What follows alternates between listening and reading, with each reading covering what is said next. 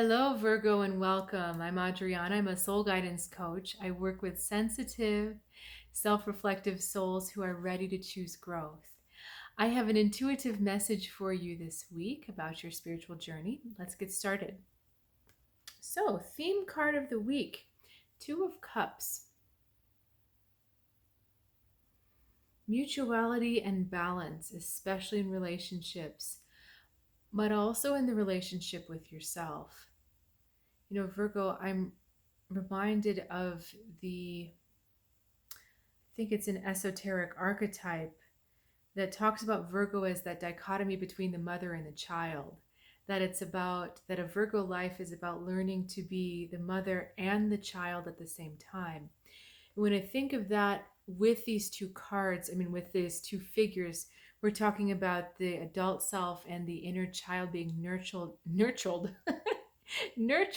simultaneously, nurtured simultaneously. So making sure that you're in touch with both sides of yourself, the giving and the receiving, the nurturing and the being nurtured.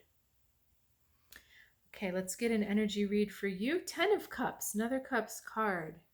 Okay, so this is a little bit of a bigger focus, a broader focus than just the Two of Cups. This is more familial, as this is a one-on-one relationship. So the focus is broader, more on the context of a family.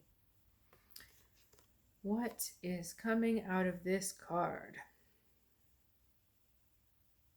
Okay, again, balance. So there may be family obligations that are pulling at you. There may be familial roles that are pulling at you. There's this idea that within a healthy family, there is a perfect balance and there's a place for everyone. And there's a space for everyone to grow. So, Virgo, if you're feeling in tuned and aligned with that energy of yes, we've got that space to grow, we have that space to be, we have that full acceptance, that's really great. And so then the work is to maybe look inside and make sure you're still having that same type of relationship. If you feel that there's something off in that family dynamic, this is the type of thing to look at: the mutual benefit, the room for growth, the balance between give and take.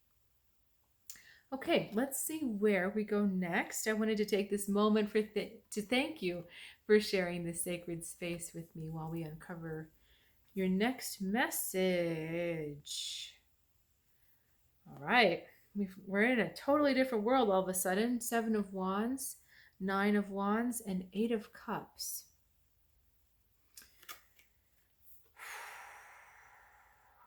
Okay.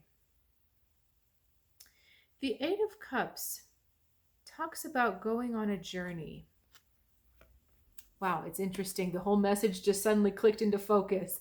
The 8 of Cups talks about going on a journey, seeking something more spiritual, which means more soothing for the soul, more loving for the being. And to do that means to leave behind some old baggage and the way old relationships used to be, possibly some old karma. Whenever there is family involved, there's always karma. Okay, whenever there is family, 10 of Cups involved, there's always karma. This is not a bad thing. This is an on purpose thing, because we choose our families as souls on the other side. We choose our families in order to accomplish certain lessons, and then we call those lessons karma. So we've got this figure here wanting something deeper, wanting to get to the next level, the next stage of spiritual growth, and as a result has to resolve or leave behind some karma. That's not correct. Has to step away from a karmic relationship. Okay? And in stepping away from a karmic relationship, this could mean literally stepping away, cutting the other person off, or it can mean stepping out of the role.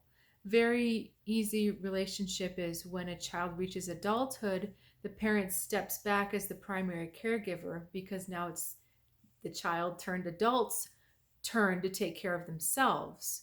So this means stepping back from doing everything for the child, or stepping back from making decisions or passing judgments on what the child is doing. Okay. So what I see happening for you is that as you make that choice to go to that next level and you say, okay, I'm going to stop doing so much, or I'm going to pull back, I'm going to let this person make their own mistakes, or I'm just not going to be so available to do the little things anymore.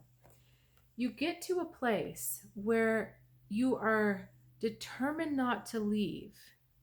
You have worked so hard to get to this place, this new place, that you will not relinquish your position. And this is very good, but it's not easy. You get fought. So this one has arrows thrown at him or wands thrown at him. And this one, he's got people trying to grab his high spot. So you're already like on this higher place on the defensive.